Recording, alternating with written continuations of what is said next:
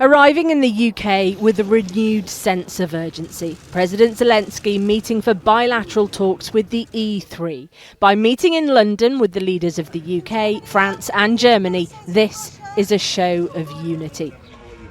And this is why. The war in Ukraine claiming more lives over the past couple of days. In Zaporizhzhia, reports of multiple people killed in a Russian strike while at a bus stop. A school too also damaged after drone attacks.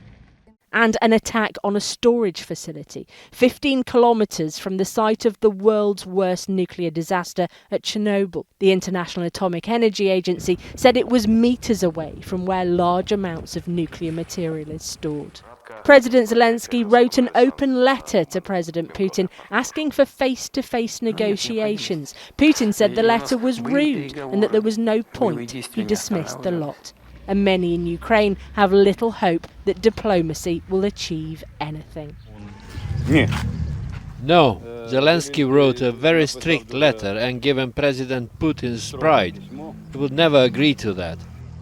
President Zelenskyy was last here in March, but a lot has changed since then, with the US's attentions on Iran and pressures from the closure of the Strait of Hormuz. What President Zelenskyy needs is military support and economic support too, namely backing in tightening sanctions on Russia.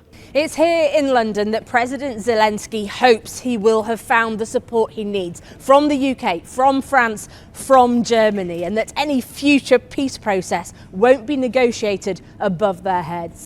Russia, for its part, said it had taken down hundreds of Ukrainian drones in the last day, releasing this footage. Ukraine launched an unprecedented attack on St. Petersburg, deep inside Russia over the last few days, as the city hosted an economic forum. But while talks continue, this is the reality on the ground. A Russian attack in the Sumy region claimed more lives. For this is a war designed to wear Ukraine down. 4 years on, it is unrelenting, but neither side shows signs of backing down. Francis Reid, Al Jazeera, London.